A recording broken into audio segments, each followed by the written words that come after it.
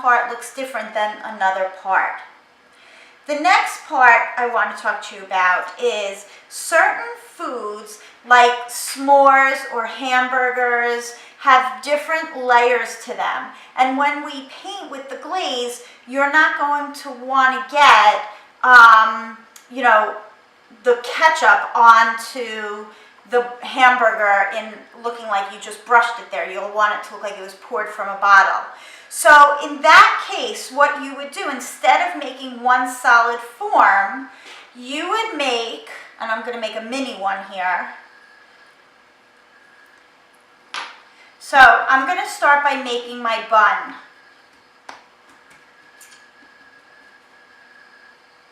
So here's my bun. And I'm going to save this for later because at the end I'll slice it. But for now I'm going to keep it just like a baked bun. Then I'm going to take another piece of clay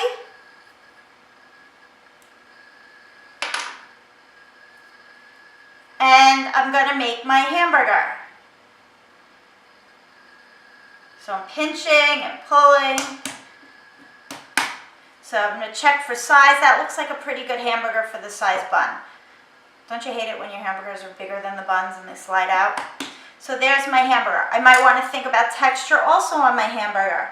They're a little lumpy, so maybe I'm going to add some texture in that way as well. Now if I'm going to be stacking my hamburger like this, I really only need to do the texture around the outer edge. I don't have to worry about this part if it's not going to be seen. Then maybe I'm going to want to make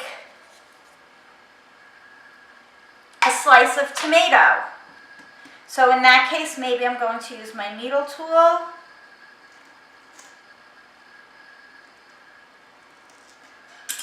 to cut out my slice of tomato. And I want to keep the ends sharp the same way that a tomato would be. So maybe that would be on top. Maybe I'm going to have 2 slices of tomato.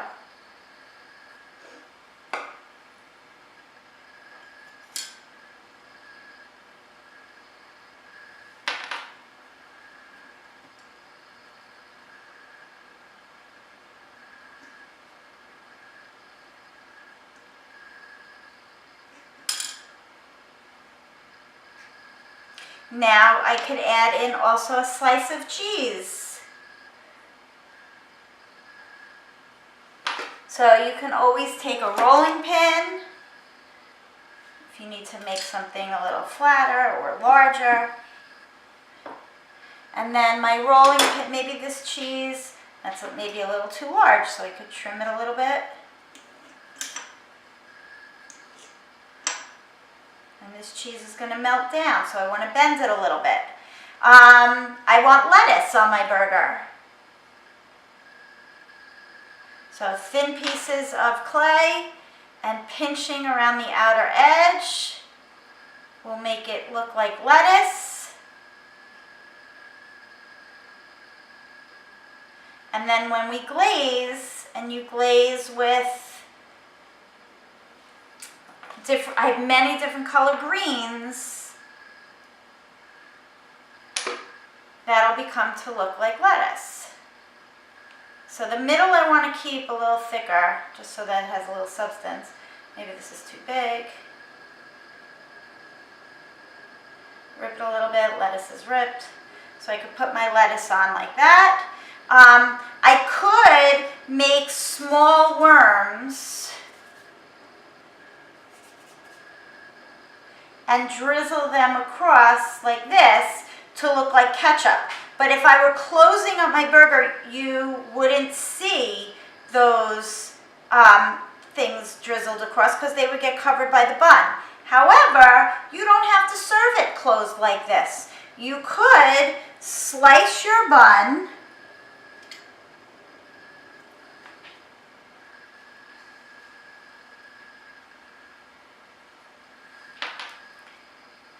and make this an open-faced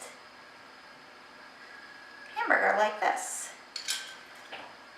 And what you need to do though is, I wouldn't scratch these and I wouldn't attach these. I would let them all dry separately, because then you can glaze them all separately and you can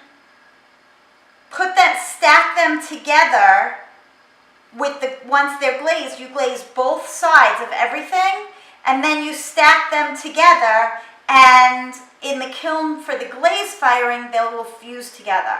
So you don't have to worry about doing the vinegar like on this one. Some parts maybe you'll want to put the vinegar on, like maybe to keep it together, because it is hard on the cart with everybody's projects to have so many pieces like this. You'll need to write your names on parts that won't be seen when you stack it together, because I don't want you to lose any parts of your burger. So make sure that you put your name and room number on things.